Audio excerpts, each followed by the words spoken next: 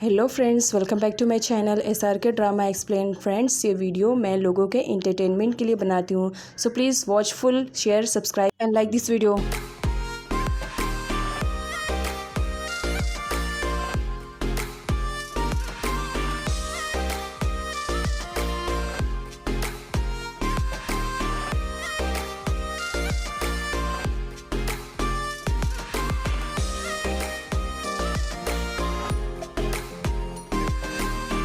ड्रामे की स्टार्टिंग हमारे मेन लीड फाज से होती है।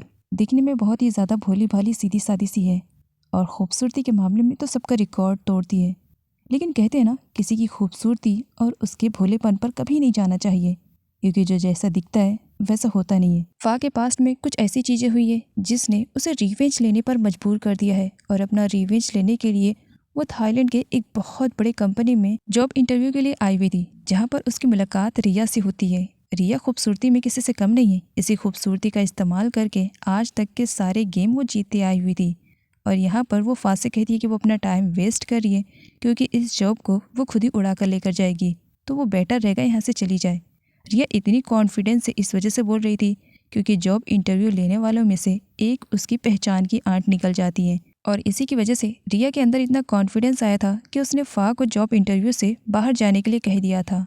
फा वहीं पर बैठी थी। फा अपनी मॉम की कंडीशन के बारे में सोचने लगती है कि किस तरीके से उसने रात दिन अपनी मॉम को तड़पते हुए देखा है। जिन लोगों ने उसकी मॉम की लाइफ को बर्बाद किया है, अब वो उनकी लाइफ को बर्बाद करने के लिए आई हुई थी, वो भी सिर्फ और सिर्फ अपनी मॉम के कहने पर। यह हमारा हीरो पैच काफ़ी यंग है, टाइम का पक्का है, अपनी लाइफ में आज तक किसी भी लड़की को उसने डेट नहीं किया है।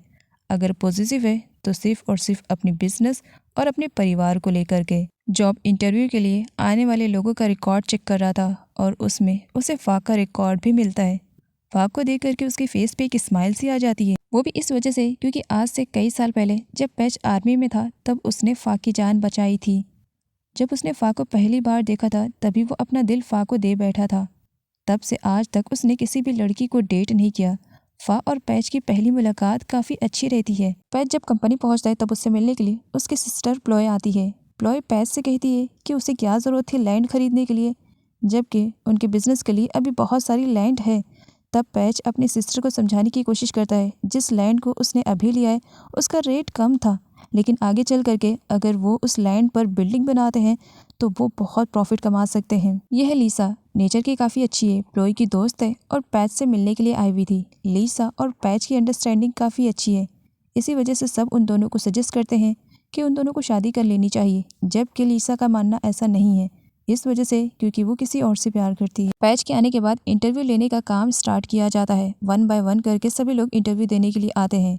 रिया भी आती है। रिया जब पैच को देखती है तो बस उसे ही देखने में मगन हो जाती है और अपने जॉब इंटरव्यू पे वो ज़्यादा फोकस नहीं कर पाती है। एक तरफा वेट कर रही होती है। फाइनली काफ़ी टाइम के बाद उसका नंबर आ ही जाता है। वो जॉब इंटरव्यू के लिए जब अंदर जाती है तब पैच तो बस उसे देखे जा रहा होता है। यहाँ पर जॉब इंटरव्यू लेने के लिए पैच के अलावा और भी सारे लोग बैठे हुए थे जो 1 बाय 1 करके फा से क्वेश्चन कर रहे होते हैं और फा बहुत ही अच्छी तरीके से सबका आंसर रिप्लाई करती है। अब यहाँ पर सभी को लगने लगता है कि फा के अंदर वो एबिलिटीज़ है, इसे जॉब के लिए हायर करना चाहिए। पैच सभी लोगों को वहाँ से जाने के लिए कह देता है। अगर किसी को रोकता है तो वो फा थी। फा काफ़ी नर्वस फील कर रही थी कि कहीं उससे कोई गलती तो नहीं हो गई है, लेकिन तभी पैच उसके पास आता है और उसे पूछता है कि क्या वो उसे याद है। फा कहती है मुझे तुम याद नहीं हो। तब पैच उसे याद दिलाता है कि किस तरीके से कई साल पहले उसने उसकी जान बचाई थी। आंट जब बाहर आती है तब रिया कहती है चलो आंट सेलिब्रेशन के लिए चलते हैं। तब आंट कहती है मुझे लग रहा है तुम्हें 1 साल और रुकना पड़ेगा। रिया कहती है मैं समझी नहीं। तब आंट बताती है ये जॉब तुम्हें नहीं बल्कि फा को मिल गई है, जिसकी वजह से रिया के तो तोते उड़ जाते हैं। फा तो पहले से प्रे कर रही होती है कि किसी भी तरीके से उसे जॉब मिल जाए। जॉब भी मिल गई और बॉस की तरफ से इतनी अच्छी ट्रीट, मतलब फर्स्ट इंटरव्यू में ही उसे यहाँ पर पैच ने कॉफ़ी के लिए जो इनवाइट कर दिया था, तब वो काफ़ी खुश थी। अब यहाँ पर फा पैच से कहती है अगर तुम बुरा ना मानो तो मैं क्या पूछूं, तुम तो पहले आर्मी में थे ना, उस वक्त तुम्हारे फेस पे बहुत ब्लैक ब्लैक लगा हुआ था, इसी वजह से मैं तुम्हें पहचान नहीं पाई। तुम आर्मी में थे तो तुमने आर्मी को क्यों छोड़ दिया। जिस पर पैच कहता है इस वजह से क्योंकि मुझे मेरी फैमिली बिजनेस को संभालना था, कोई संभालने के लिए था ही नहीं, इसी वजह से मुझे संभालना पड़ा। तब यहाँ पर फा कहती है लेकिन पास्ट में तो तुमने मुझे अपना नाम असीरा बताया था और अब पैच। तब पैच कहता है असीरा और पैच दोनों का ही मतलब होता है डायमंड। तो चाहे असीरा बोलो या पैच, लेकिन तुम मुझे पैच बोलो, ये ज़्यादा बेटर रहेगा। प्लॉय दूर से ही उन दोनों को कॉफ़ी शॉप में देख लेती है। वो कुछ हंगामा नहीं क्रिएट करना चाह रही थी, इसी वजह से बस चुपचाप उन दोनों को देख करके वहाँ से चली जाती है। जब फा जाने वाली थी तब पैच उसे अपना बिजनेस कार्ड देता है, पर्सनल वाला, और यहाँ पर बताता है कि इसमें उसका कॉन्टैक्ट नंबर है, जब भी ज़रूरत पड़े तो वो उससे कॉल कर ले। वो फा से उसका कॉन्टैक्ट नंबर मांगता है। फा बताती है कि उसके घर पर लैंडलाइन है, वो पर्सनल फ़ोन यूज़ नहीं करती है। पैच यहाँ पर फा से कहता है कि वो आज ही से ज्वाइन करेगी कि कल से, जिस पर फा कहती है कि आज तो वो ज्वाइन नहीं कर पाएगी, वो कल से ज्वाइन ज़रूर कर लेगी। फा जब जॉब इंटरव्यू दे करके बाहर आती है तब उसकी दोस्त कॉन्ग काफ़ी टाइम से उसका इंतज़ार कर रही थी। फा बताती है कि फाइनली उसे जॉब मिल गई है। जॉब मिलने की खुशी में दोनों फ्रेंड अपने फेवरेट वाले सिंगर का एक कॉन्सर्ट अटेंड करने के लिए जाते हैं, जहाँ पर वो दोनों एक दूसरे के साथ काफ़ी इंजॉय करते हैं। इंजॉयमेंट तो हो जाता है, अब भूख लगी थी। दोनों मिल करके स्ट्रीट फूड को खा रहे थे। यहाँ पर कॉन्ग का कहना था, फा क्या तुम भूल गई हो कि तुम यहाँ पर क्यों आई हो? फा कहती है, तुम हो ना, जब तक तुम रहोगी मैं कभी नहीं भूल पाऊँगी। तब यहाँ पर कॉन्ग कहती है, अब जब तुम यहाँ पर शिफ्ट हो गई हो तो अपनी मॉम के लिए कोई बेस्ट डॉक्टर देख लो, शायद हो सकता है उनकी ट्रीटमेंट से आंट की कंडीशन ठीक हो जाए। ये सुनते ही फा अपसेट हो जाती है। इधर पैच को यकीन नहीं हो रहा था कि फा उसकी ज़िंदगी में दोबारा आ चुकी है। वो तो बस उसकी प्रोफाइल को देखे जा रहा होता है और उसे कॉल करने का सोच रहा होता है। तभी वहाँ पर प्लॉय आ जाती है। प्लॉय जानना चाह रही थी कि आखिर पैच और फा के बीच में चल क्या रहा है। फर्स्ट मीटिंग में ही वो दोनों एक दूसरे के कुछ ज़्यादा ही क्लोज दिख रहे थे। अब यहाँ पर पैच प्लॉय से पूछता है कि वो यहाँ पर क्या करिए। प्लॉय कहती है, मुझे मॉम की याद आ रही थी और तुम्हारे बारे में भी बहुत कुछ जाना था, तो बस इसी वजह से आज अपना अपार्टमेंट छोड़ कर आई हूँ तुम्हारे पास। आज पूरी रात बैठ करके तुमसे बातें करूँगी, आखिर मैं भी तो जानूँ कि मेरे भाई की प्राइवेट लाइफ में चल क्या रहा है। पैच प्लॉय को कुछ भी बताने से मना कर देता है और वहाँ से जाने वाला रहता है। वो जब स्टेयर्स पर चढ़ता है तब प्लॉय उसे कहती है कि वो अपना जैकेट भूल गया है और वो अपना जैकेट वापस ले ले। पैच जब जैकेट लेने के लिए आता है तब प्लॉय उससे डॉक्यूमेंट छीनने की कोशिश करती है कि आखिर किसके बारे में वो इन्फॉर्मेशन ले रहा था, लेकिन पैच वहाँ से चला जाता है। फा जब घर वापस आती है तब उसका चेहरा उतरा हुआ था। आंट उससे पूछती है, क्या हुआ फा, जॉब इंटरव्यू के लिए गई थी ना, सिलेक्शन हो गया? फा तो पहले उन्हें डराती है कि उसे जॉब नहीं मिली है, लेकिन थोड़ी देर के बाद वो आंट को परेशान करना बंद करती है और फाइनली बता ही देती है कि उसे उस कंपनी में जॉब मिल गई है जिस कंपनी में जाने के लिए वो कई सालों से इंतज़ार कर रही थी। अब वक्त आ गया है रिवेंज लेने का। डाइनिंग टेबल पर भी प्लॉय पैच की टांग खिंचाई करना बंद नहीं करती है। वो अपनी मॉम से पैच और फा के बारे में सब कुछ बताना चाह रही थी कि आज कॉफ़ी शॉप में उसने पैच और फा को किस तरीके से हंसी मजाक करते हुए देखा है। यहाँ पर मॉम का कहना था, पैच कुछ छुपा रहे हो क्या? अगर कुछ छुपा रहे हो तो बता दो, वरना प्लॉय मुझे बता ही देगी। प्लॉय मॉम को कुछ बताती उससे पहले पैच कहता है, प्लॉय वैसे तुमने जिस वॉच के बारे में मुझे बताया था वो वॉच मैं तुम्हें दिला सकता हूँ अगर तुम कल मेरे साथ शॉपिंग करने के लिए चलो, जिसकी वजह से प्लॉय मान जाती है और वो अपनी मॉम के सामने कुछ भी नहीं बोलती है। यहाँ पर पैच की मॉम का कहना था कि लीसा काफ़ी अच्छी लड़की है, सुलझी भी है और उन दोनों की कुंडली भी मैच करती है, तो वो दोनों एक दूसरे से शादी कर ले। जबकि पैच कहता है, मॉम आप तो अच्छी तरीके से जानती हैं कि मैं लीसा को सिर्फ एक सिस्टर की तरह ट्रीट करता हूँ, बाकी लीसा के लिए मेरे दिल में कोई फीलिंग्स नहीं है। हाँ, अगर आप प्लॉय और विट की बात करें तो इन दोनों की शादी जल्दी करवा देनी चाहिए। जिस पर प्लॉय कहती है, क्या विट की बात कर रहे हो, वो प्ले बॉय टाइप का लड़का, उससे तो मैं कभी ना शादी करूँ। ये है विट, अमीर बाप का बिगड़ा हुआ औलाद, पैसे तो बहुत कमाता है लेकिन उसी तरीके से पार्टी शार्टी में उड़ा भी देता है। ड्रिंक, स्मोकिंग, ये सब तो इसके लिए नॉर्मल बात है। विट इतना बिगड़ैल होने के बाद भी बड़े लोगों की रिस्पेक्ट करना बखूबी जानता है।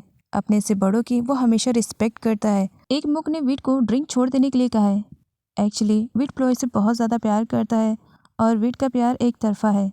विट यहाँ पर मुख से कहता है कि जिस दिन उसे प्लॉय का प्यार मिल जाएगा उस दिन वो सारे गलत काम छोड़ देगा। लीसा और प्लॉय दोनों मॉल में शॉपिंग करने के लिए आए हुए थे। प्लॉय यहाँ पर लीसा को हेयर वॉश करने के लिए कहती है। प्लॉय मना करती है, टाइम नहीं है, लेकिन बाद में जब उसे मालूम पड़ता है कि प्लॉय हेयर वॉश के बाद उस इंसान से मिलने वाली है जिससे वो प्यार करती है, फिर लीसा हेयर वॉश करवाने के लिए भी तैयार हो जाती है। प्लॉय कहती है, अभी तो तुम मना करी थी और अभी रेडी हो गई। तब लीसा स्माइल करते हुए कहती है, हाँ क्योंकि मूड चेंज हो गया है। पैच एक इन्वेस्टर से मिलने के लिए प्लॉय के पास आया था जहाँ पर लीसा और विट भी थे। पैच विट की खिंचाई करते हुए कहता है, तुम्हें यहाँ पर नहीं आना चाहिए था, तुम्हारा टाइम वेस्ट हो रहा है क्योंकि यहाँ पर तुम्हारी गर्लफ्रेंड जो नहीं है। पीछे से प्लॉय भी बोल पड़ती है, हाँ विट तुम अपना टाइम वेस्ट कर रहे हो, जहाँ तुम्हारी गर्ल रहती है तुम तो वहीं जाया करते हो। तब विट प्लॉय के पास आकर के बैठ जाता है लीसा को साइड करके और प्लॉय से कहता है, क्यों तुम्हें जेलसी हो रही है क्या? जिस पर प्लोय कहती है, मुझे जेलेसी? अरे जेलेसी का जे भी नहीं है, तुम दूर ज़रा बैठ जाओ। तब वीट प्लोय से कहता है, बस एक बार तुम मेरे प्यार को एक्सेप्ट कर लो। जिस दिन तुमने मेरे प्यार को एक्सेप्ट कर लिया उस दिन तुम्हें देखने के अलावा अरे मैं किसी को नहीं देखूंगा और ना ही ड्रिंक करूंगा। जिस पर प्लोय मना कर देती है, मैं भला तुमसे प्यार कभी नहीं कर सकती हूँ। वीट कहता है, एक दिन हो ही जाएगा। प्लोय कहती है, चैलेंज करती हूँ, कभी नहीं करूँगी। उसके बाद वीट पैच से कहता है, तुम्हारे और मेरी सिस्टर लीसा के बारे में बहुत कुछ सुनाई में आ रहा है। आखिर चल क्या रहा है? तुम सीधा मेरे घर पर मॉम डैड से लीसा का हाथ मांगने के लिए क्यों नहीं आ जाते हो? तब लीसा कहती है, नहीं नहीं पैच, इतनी बड़ी गलती तो बिल्कुल भी मत करना। कभी मेरे घर पर मत आना, क्योंकि मेरे मॉम डैड तुम्हें मना नहीं करेंगे, क्योंकि तुम हर मैटर से परफेक्ट हो। वो तो मेरी शादी तुम्हारे साथ करवा ही देंगे। मैं नहीं चाहती हूँ, प्लीज़ मत आना मेरे घर पर। अभी इन दोस्तों की बातें ख़त्म ही नहीं हुई थी, तभी वहाँ पर न्यू इन्वेस्टर की एंट्री हो जाती है, जिसका नाम सूरज है। लीसा सूरज से ही बहुत ज़्यादा प्यार करती है। इसी वजह से आज तक लीसा और पैच का रिलेशनशिप सिर्फ फ्रेंडशिप तक का ही है। प्लोय और सूरज दोनों एक दूसरे को काफ़ी टाइम से जानते थे। जब वो लोग स्टडी के लिए एब्रॉड गए हुए थे, वहीं पर इन दोनों की मुलाकात हुई थी। पैच की कंपनी में सूरज एक इन्वेस्टर बनकर आ चुका था। अब यहाँ पर बात होती है पार्टी शार्टी करने के लिए। पार्टी शार्टी तो वो सब नहीं कर पाते हैं, क्योंकि घर पर ग्रैनी की तबीयत अचानक से ख़राब हो जाती है ब्लड प्रेशर लो होने की वजह से। डॉक्टर सभी लोगों को स्ट्रिक्टली वार्न करते हैं कि घर में कोई भी ऐसी बात ना हो जिससे उनको स्ट्रेस मिले। पार्टी तो नहीं हो पाती है, लेकिन सारे दोस्त मिल करके दो दो घूंट ज़रूर लगा लेते हैं घर के अंदर। अब यहाँ पर प्लोय अपनी ग्रैनी को लेकर के काफ़ी परेशान था। इसी वजह से ग्रैंड मदर के सारे पोते उनके पास चले जाते हैं। ग्रैंड मदर, आपकी तबीयत तो ठीक है? तब ग्रैंड मदर का कहना था, अब तक तो ठीक थी, लेकिन जब तुम लोगों को इस तरीके से एक साथ देखती हूँ ना, तब समझो मेरी तबीयत ख़राब होने लगती है। आखिर बात क्या है? तब प्लोय यहाँ पर ग्रैंड मदर से रीज़न पूछता है, जिसको लेकर के वो काफ़ी टाइम से परेशान रहा करती थी। ग्रैंड मदर यहाँ पर अपने पोते से कहती हैं कि वो किसी विलिम्पा नाम की औरत से मिलना चाहती हैं, लेकिन इस कंट्री में उसे ढूंढना इम्पॉसिबल है। लेकिन फिर भी वो अपने मरने से पहले उस विलिम्पा नाम की औरत से मिलना चाहती हैं। तब प्लोय और उनके बाकी सारे पोते कह देते हैं कि वो दुनिया की किसी भी कोने में होगी, अगर वो जिंदा होगी तो वो लोग उसे ढूंढ कर लेकर आएंगे।